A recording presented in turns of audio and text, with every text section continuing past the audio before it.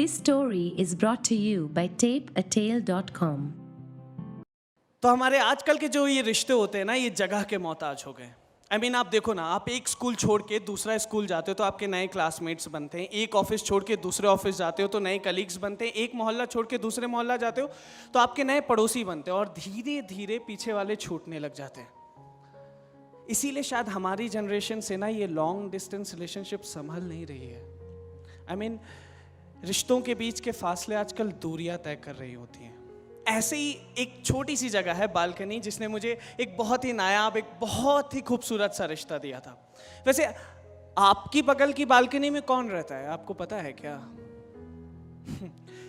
Balcony ऐसा लगता है ना जैसे जो हमारा बचपन का घर था, उसकी कोई छोटी सी बहन बस अब हमारे फ्लैट में रहने आ गई हो। बालकनी जो ऐसे लगता है जैसे सारे घर से रूठ कर, मुंह फेर कर, पैर लटका कर बस बैठ गई हो। बालकनी जिसने किसी को गर्मा गर्म चाय के साथ अखबार परोसा है तो किसी की काली तन्हा रात को एस्ट्रे में गुजरते देखा है, तो किसी एक ऐसे शख्स की भी आखिरी ख्वाहिश सुनी है जिसके बाद उस शख्स ने उसी बालकनी से कूदकर अपनी जान दे दी।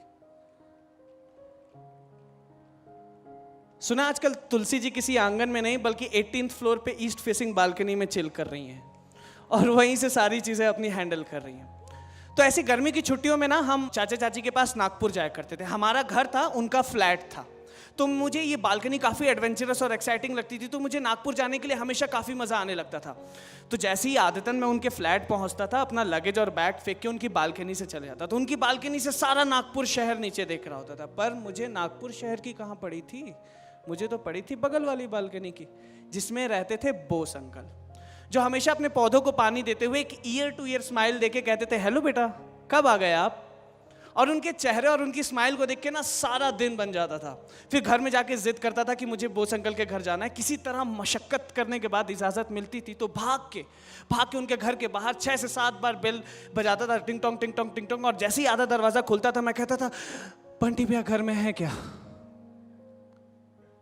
और अंकल कहते थे, बंटी देख तेरा ये जूनियर आ गया। ये एक डेजिग्नेशन जूनियर।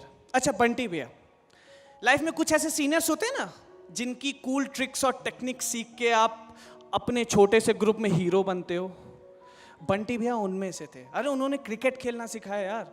जो उस समय गाने में MTV या VH1 में सुन लिया करता था, वो गिटार में बजा लिया करते थे।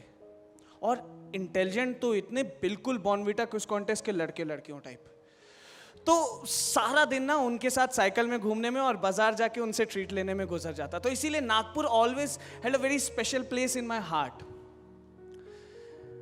बोस अंकल के घर में बंटी भैया और बोस अंकल रहते थे। एक्चुअली आंटी थी, बट कैंसर के कारण उनकी डेथ हो चुकी थी। पर इस बात की नज़र अंकल ने कभी अपने घर की खुशियों पे नहीं पड़ने दी। उन्होंने सिखाया ना कि हैप्पीनेस इज अ चॉइस।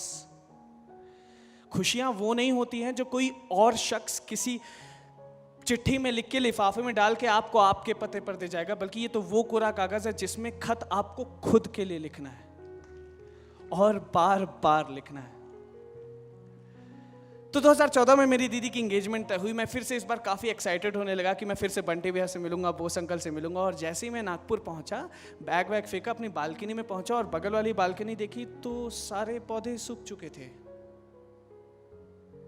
और बालकनी पूरी सुनसान। अंदर जाके चाची से पूछा कि ये बोस अंकल क्या हुआ? उन्होंने कहा कि बंटी भैया ने लव मैरिज कर ली और ये बात अंकल को अप्रूव नहीं है, इसीलिए अब दोनों अलग रहते हैं। बीवी के बाद बेटे के चले जाने का असर अंकल पे दिखने लगा था। पर आप ही ने ना सिखाया था हैप्पीनेस इज अ चॉइस। इस कॉन्सेप्ट का क्या हुआ? क्या हुआ? जिनकी स्माइल को देख के सारा दिन बन जाता, तो उनकी तरफ नजर उठा के देखने के लिए भी काफी हिम्मत जुटानी पड़ रही थी।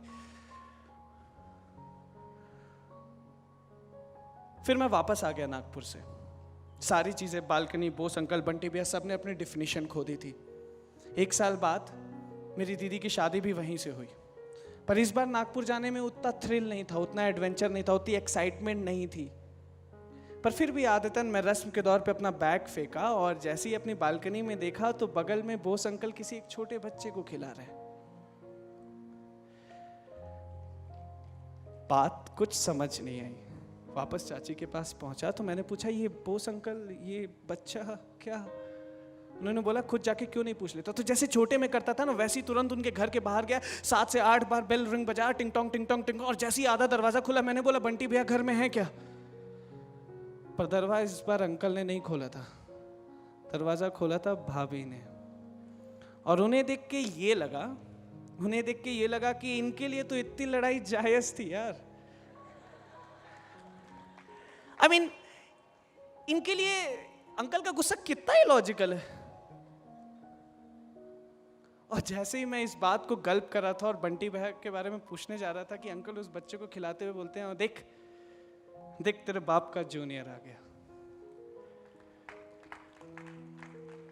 और उस पल ये रियलाइज हुआ ना कि कोई भी जगह छोटी या बड़ी नहीं होती, उससे जुड़े रिश्ते और उसमें बिताए लम्हे इंपॉर्टेंट होते हैं।